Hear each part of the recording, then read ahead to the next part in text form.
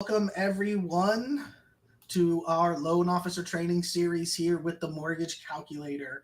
We're going to wait just a few minutes to get started here, give everybody a chance to jump on. I see some people are already commenting, but we put the chat up there on the screen, so feel free to drop a comment as you tune in. And we'll get started here in just a second. Remember, we do this training every Tuesday and Wednesday at 7 p.m. Eastern. So definitely tune in. We have a great show planned for tomorrow as well, something that people have requested from us. So we're going to do a cool demo tomorrow. So definitely tune in for that as well. But everybody hang tight here. We will get started in just a moment. If you just jumped on, feel free to drop a comment there in the chat. We have it pulled up on the screen.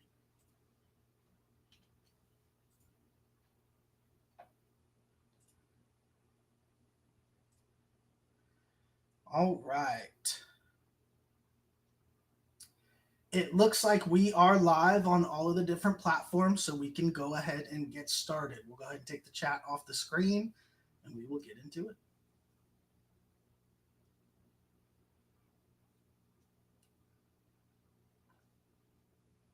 All right, welcome everyone. My name is Kyle Hershey. I'm the COO of the Mortgage Calculator, joined here by our president, Nick Hershey, and our sales manager, Jose Gonzalez. We are a correspondent lender that specializes in non-QM loans, and we do this training every Tuesday and Wednesday night at 7 p.m., a training for loan officers, not just from our team, but from other companies as well, can tune in and get some insight from the master Jose, who's going to go through a presentation here in a moment. So our sales manager, Jose Gonzalez, 27 years of experience as both a loan officer and a realtor, full-time, never left the business. And so he is here to give us some insight into how he's done that. And we're going to talk about vetting the deal tonight. So definitely something that all loan officers need to work on, especially newer loan officers. And so we're going to go ahead and get into that. Jose, I will let you take over. All right. Good afternoon or good evening, because we do have team members throughout the United States in multiple time zones. So we call this one vetting the deal. Basically, this is where, depending, on your approach, where we combine multiple factors, in some cases, what you could consider some secret sauce, right? To reach the desired objective. We have all kinds of quote unquote secret sauce here at the Mortgage Calculator, from the whiz programming and technology of the Hershey brothers, social media, combined with the experience, finance and all that I brought and we brought and combined, and created all of this stuff that we have going on, our knowledge center, everything, and the support. And it all comes down to this, right? As when I was giving the training earlier today to the loan officers, always bringing them back to the know your resources, so that you can have the knowledge, so that you can empower the borrower, so that in the end, everybody knows where they stand. If everybody's on the same page, and if you have a deal. Because if you don't get that intersection of expectations with reality, that's the deal. Whether it's if it's in real estate, if it's a purchase, that's your sale price. And if it's on the financing side, the money side of the deal, because face it, most transactions are not cash. These real estate transactions, they are involving some type of financing. So, it's so important that you get that intersection of what the borrower expects versus what is actually possible. And if you go down that rabbit hole of impossibility, you're not going to get out of there. And when you do, it's going to be a whole lot of lost opportunities. They call that opportunity cost in economics. You got to always remember that. Opportunity cost, for those of you that may not know, is money that you did not make because you were putting your resources in another spot. So that's why it's so important to really be able to vet the deal, right? So showing you little info here. Um, you all know how important it is that intro call you're going to get with the borrower. You know, those of you that realize it doesn't always and usually does not happen solely on the internet. It may after you already build some rapport and have a relationship with that borrower. Maybe you're doing a second deal. At that point, you know, it's like one that I'm doing right now. You know, second time around, boom, boom, boom, a lot easier. But that first time, you know, you have to build the rapport. You have to be a consultant. You have to always consider, you know, that you're providing a service, but there's plenty of other people providing that service. So before you even think you're gonna get a deal, you have to get the opportunity from that borrower to let you in on that deal, right? And that comes with what are you, you know, what is your proposal as an MLO, right? And you know, we strive to be consultants to always add value to the transaction. You know, you don't want to be a parasite. Provide solutions. We know the borrower comes with you with issues. You know, you don't have to accentuate the negativity of it. You have to provide the solutions because there are a lot of solutions, and it is all on how you approach it and analyze it and present it, right? So always have to think what you're bringing to the table and think that they can always go somewhere else. So give yourself a shot to get the deal that you want to get, right? So important. So you're having that call with the borrower, right? And you're going to complete what we call the pre-approval, which is a multiple levels of things going on here because it's not just about can this borrower do anything, but can they also combine that with what their expectations are, or are they going to put you on a wild goose chase? So that's what you, as a consultant and an expert, you know, have to strive for here. But first, you have to, you know, obviously ask certain information, and obviously you have see there how I ask, you know, you need to know their expectations and objective. You know, then ask next and see if what the answer that they tell you are in line, right? If they're salaried, if they, you know, are they an employee? Are they self-employed? If they're self-employed, do they have tax returns? Have they filed tax returns? Because if they told you off the bat 4 years I haven't filed a tax return, then you know.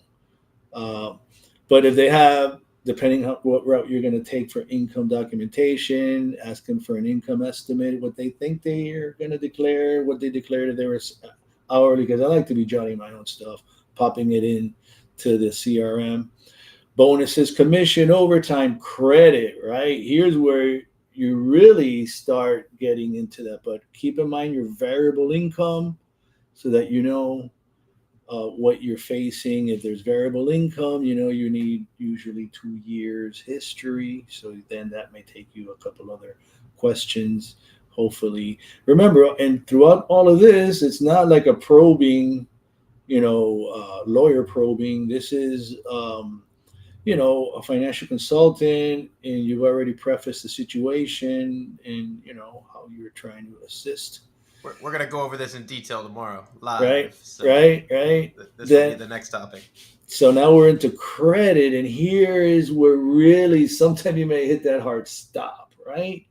Because remember, I asked about their expectations, and maybe they told me, Jose, you know, I got $20,000, $30,000, you know, and I have I want to buy a $600,000 property, or I want to, or maybe they did some calculation, but they figure I want to come in with 5% down, Jose, or 10% down of my target. I already figured out that's what I need. All right, but that's okay if you're going full doc, you know. That's why we're asking these questions. If you're going tax returns, that may be a different situation. But you know, remember, I'm sizing up the deal as I'm asking questions, jotting down some notes, putting stuff into CRM. Now we get the credit, and then I may ask questions about the credit, like the score, any bankruptcies, any foreclosures, anything, any stuff like that. I don't need to pull a credit report off the bat to know if I have a viable deal. The credit report is just an affirmation of what they told me, just like the tax returns, if they're self-employed, after I do my analysis, it's going to be the same for the income that they report. But that comes later in the document procurement stage. We're not there yet. We're trying to see if we're even going to get there, right? So now we're at credit. Fine, they answer all those questions. I'm taking notes. That's, we're not killing the deal yet or anything. We're just trying to keep it in a nice flow to give ourselves a shot, because there's so many options that we have that we don't want to jump our own gun, step on our toes, and then lose credibility when all of a sudden we realize, oh my God, I'm already shooting myself in the foot here. Property ownership, super important. Something they own. Maybe have they recently owned? Maybe they sold. Where's the money? Did you, is it what you're going to use to the purchase?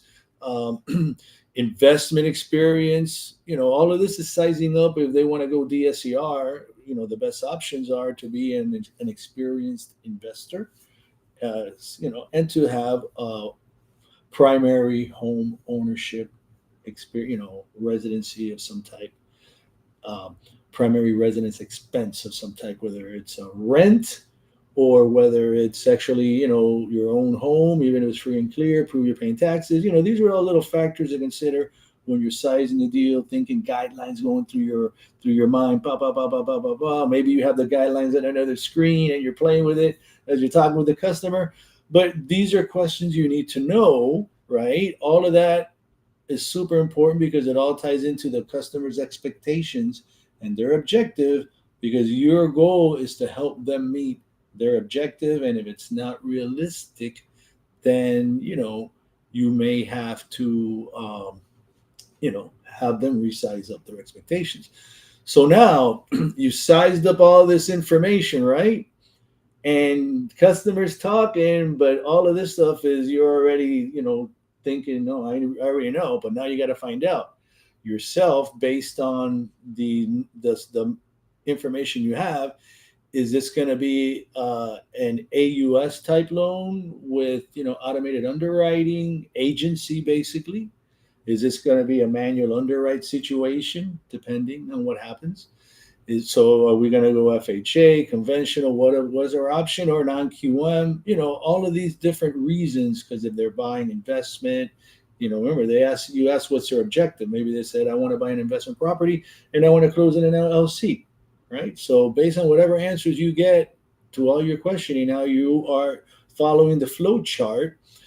But then again, we're back at customers' expectations. Now you are analyzing and processing and seeing if the customer expectations are comparable to what may or may not be possible. That is a critical component here that you have to be able to convey in the most professional manner to your borrower to succeed. You want me to go through the flow chart real quick, Jose, before you go into the that part? All right, sure. Because that's the one thing I can share, probably, because it doesn't have any private info. So. Let's do it. Yeah, let me just go through the loan types before you go into expectations here. Yeah. Let's do that. Give me 1 second. Let me switch my screen.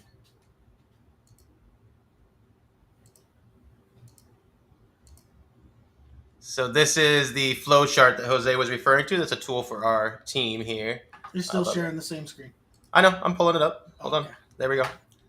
You see it now, right? Yeah, but zoom in on it. Let's see. Maybe I can zoom in. Yeah. All right. So this is just one little tool. We have an actual document for this, but this is it in the blog format for our Knowledge Center here. So remember, guys that are on our team, make sure to go here. As Jose's explaining here, he's already gone through sizing up the deal, right? But he did a detailed presentation. But this is the little chart he's talking about of the best benefit to the borrower. So we always have to go from the top to bottom on the highest benefit to the borrower. Remember, VA is always going to provide the highest benefit if they qualify, but that's for veterans only, right? So as Jose was mentioning, you can quickly know if they qualify, whether they're a veteran or not, and you can quickly confirm with them whether they qualify or not as well, with their expectations, right? If they're expecting a VA loan, you're going to have to make sure you get some information from them that they know that they have to provide a COE that says XYZ on it, right? If they think they're available for it. But either way, we need to go through from top to bottom. So we're going to go from VA, we're going to go to USDA, we're going to go typically to conventional and FHA, actually, but just in the last 2 months, we might have to flip these, Jose. There might be a little guide change for us, right? This is kind of an informal guide for our team. Right now, FHA, the APR for most FHA loans is actually ending up a slightly bit cheaper than conventional loans for the same. So I would definitely consider both of these almost the same now, right? An agency loan is going to be the same as a Govy loan almost now.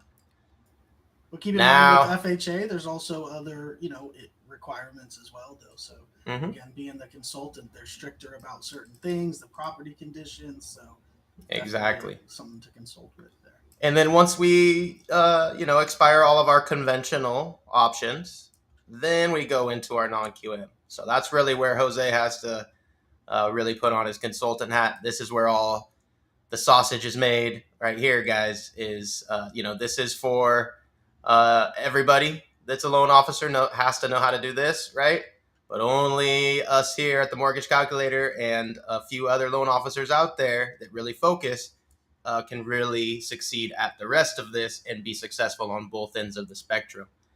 So make sure, even though we're taking a lot of applications here in non-QM, we're still going to always go from top to bottom.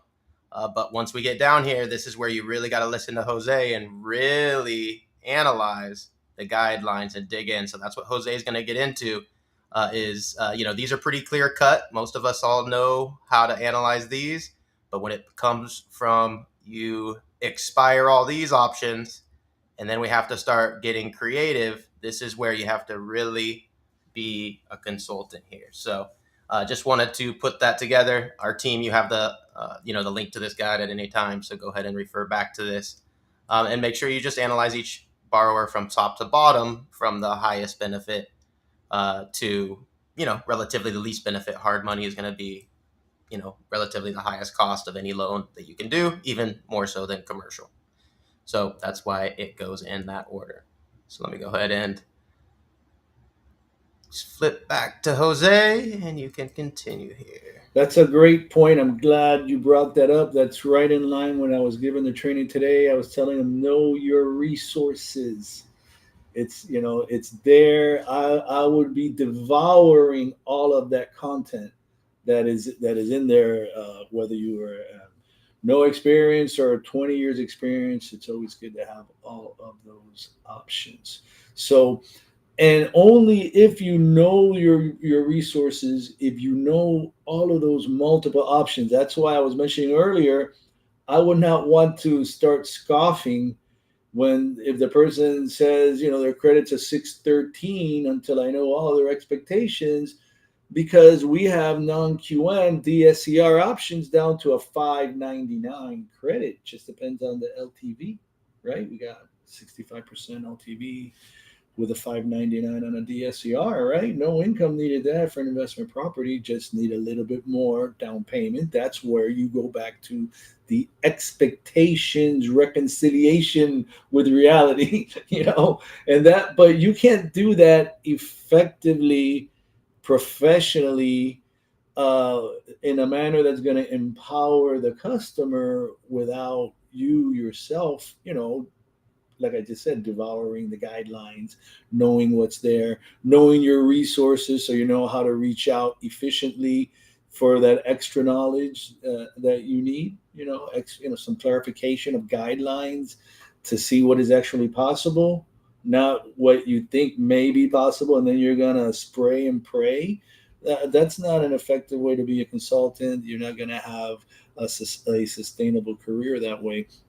So, but it all boils down to, again, the customer expectations versus what may or may not be possible. And then you have to be able to convey that and even know that, don't be spinning your wheels, go and going on a wild goose chase, because, it's not a benefit to the borrower. You have to quickly be able to and effectively tell them what they need to know on if it's going to be possible or not. There are certain requirements you have as a licensee, remember. But in the end, if you're going to make any money and you're going to close the loans, you have to be able to make sure that everything is analyzed properly. So, I mean, I love to go into it with my borrowers. I love to empower them with as much information and knowledge as possible, because then when it comes time to make the decision's already made. They just okay sign the documents and we're done. But at the same time, if it's something that's not going to be possible, you need to realign their expectations, and then maybe they can, you can find some alternatives, credit rescores. Remember, we're still looking for solutions here. Maybe there's credit rescore options. You do a credit simulation. You just, maybe a little bit more down payment. Different things you can do to make it possible. So always an option.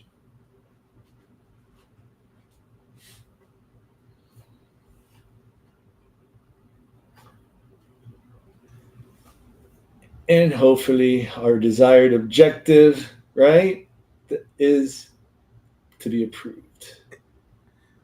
All right. So I don't have the other screen up. Let me switch that real quick. I'll take you off too. Let's go ahead and wrap it up here, Kyle, if you can. Yeah, I don't see any questions in there, but we will be doing a actual borrower interview tomorrow.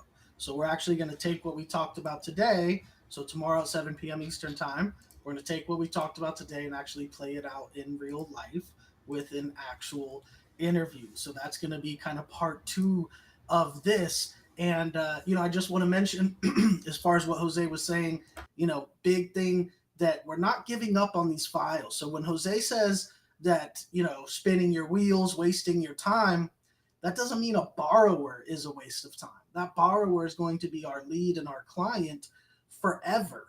Just don't spin your wheels on something that's not possible. And that's where the managing expectations comes from. Empowering your borrower, something that Nick does a lot too. And Jose when he's sending quotes to people, he's sending multiple quotes. He's saying, these are the things that are possible. Here's what's not possible. What you had told us possibly, right? A lot of times the customer wants something that's not possible.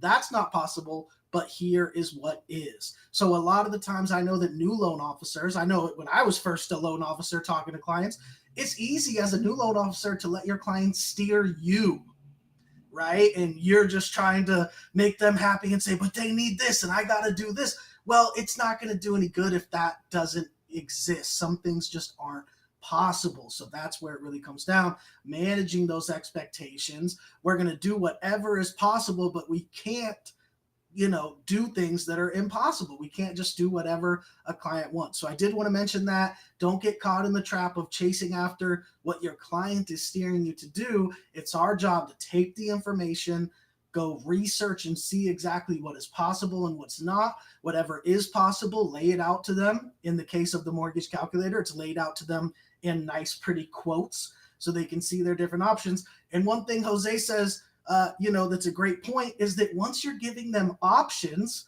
what do you say, Jose? It's not about picking whether to go with you or go with someone else or not do it at all. It's about which option, as opposed to yes or no. It's which one, right, Jose? Right, because they like them, and sometimes they like multiple options, and they're applicable, and then at that point it's beautiful. You know why? Because they're going to come back and they're going to want to discuss those options to see which is the one they're going to pick, because they just want to press that button, start that loan application, and let's go.